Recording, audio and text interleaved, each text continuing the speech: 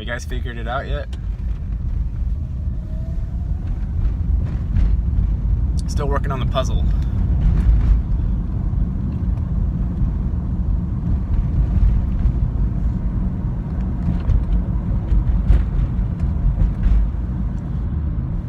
To me, there were two parts. There's only two parts. And this pertains to this construct only, not whatever may or may not be outside of it. Part number one, have the thing not be horrifying. That's the first part. Have your conscious lived experience not be torture. Part one. Okay. So assuming that you can get past that first one, and I'm not talking about physicality, I'm talking about the conscious experience. The act of inhabiting a body and moving through this space.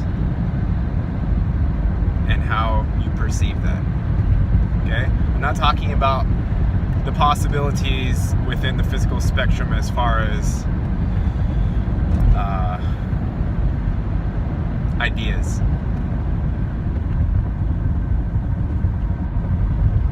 Because there's, say, take anything that's bad in this place, in the realm. Anything that you perceive as bad. Anything. What's bad to you? Stubbing your toe. That could be perceived as bad. Say, drop a hammer on your toe and crack your toenail. That's not good, right? That's bad. You don't like that. Generally speaking, unless you're a masochist, then you like it. Maybe. Okay, drop the hammer on your toe, that's bad, right? That's not what I'm talking about. You could say rape. Rape is bad, yes, for the person who's getting raped. It's probably bad for the person doing it too at some point in their existence. Repercussions, karma, whatever. Simply conscience. That's not what I'm talking about.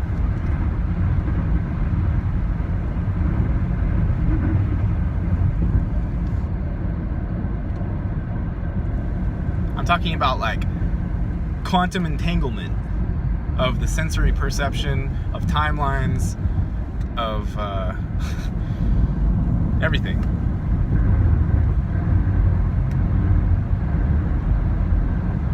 Just picking up a necklace off of a bed can become horrifying. How it feels against your finger, how your mind perceives it trailing out into the past, how that relates to your ever formulating picture of the future, and then how that whole mental thing relates to the physical feeling passing through your fingers.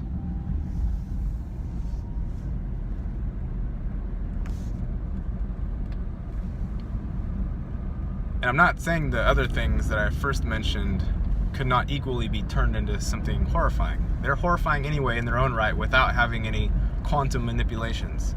But if you do have quantum manipulations, where your linear lived experience is being fucked with somehow, then anything can be horrifying.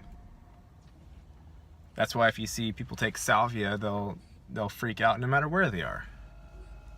And if their friends are making fun of them, you can guarantee that in their world, the friends making fun of them is something completely different than what you see on the camera. And that whatever happened in that thing for them from their side of it was probably scarred into their soul for however long. It's, could be perceived as a lesson for them, but so anyway, that's step one for me. And then step two is simply what to do, what to do with yourself. There are the obvious social constructs that offer things to do. There's money that says, you need me, otherwise you can't eat and have shelter and whatnot. That's not exactly what I'm talking about. That's more of a survival thing. But outside of the annoyances of the realm, one of which is money, there still is what to do. And if you weren't spending all of your time chasing money or getting money, then what would you be doing? So for me, the first part's already done. I've gone through that.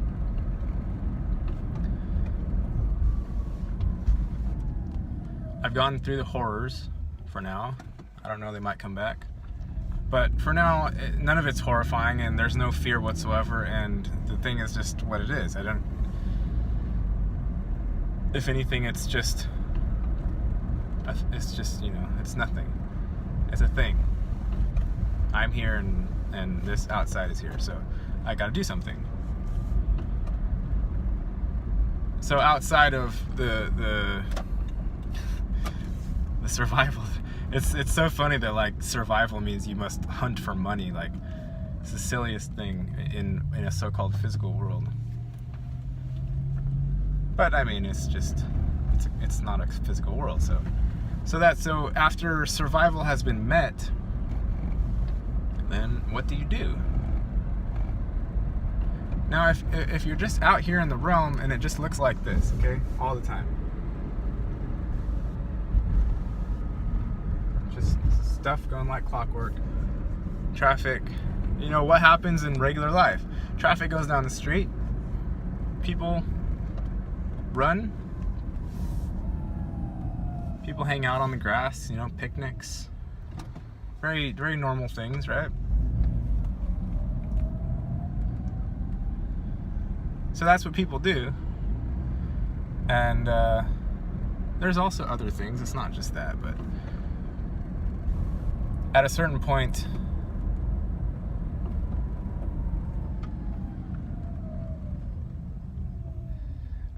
I know this is kind of all over the place, but I think what I'm trying to get at is, assuming that we were past all of this stuff,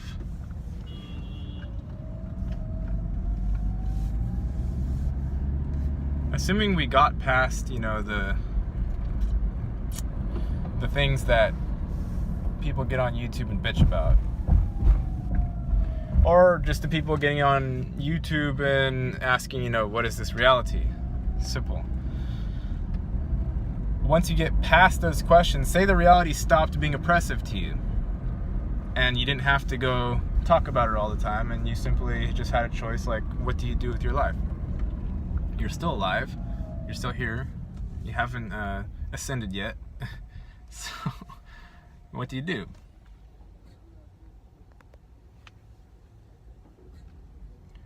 Unless you've gotten really attached to some of the negative outcome storylines, then, which, if you're a creator or manifestor, co-creator in the realm, then your attachment to those things will help them play out in your reality. Assuming you haven't gotten attached to those and you don't really want that to happen. Like, you don't really want, aliens to come down and pretend to be Jesus and all this stuff, or you don't really want worldwide calamity to happen as far as natural disasters and all this. Depopulation to feed, the thing. There are so many theories out there, it's amazing. But assuming that you didn't want the horrible things to happen, with death and things, then what do you want? And are you doing it? Or are you just talking? I'm not absolving myself from this idea of just talking. I do a lot of talking, obviously. But I'm also doing my thing. I'm doing what I want to do. I enjoy this. And I have my own things that I work on in my own way. So what do you do, though? Assuming the realm wasn't so oppressive, I think we can all agree that it's pretty oppressive to creative individuals who don't really fit into the matrix structure. What do you do? What do you want to do if you could do something? If it wasn't shackling your wrists at every turn?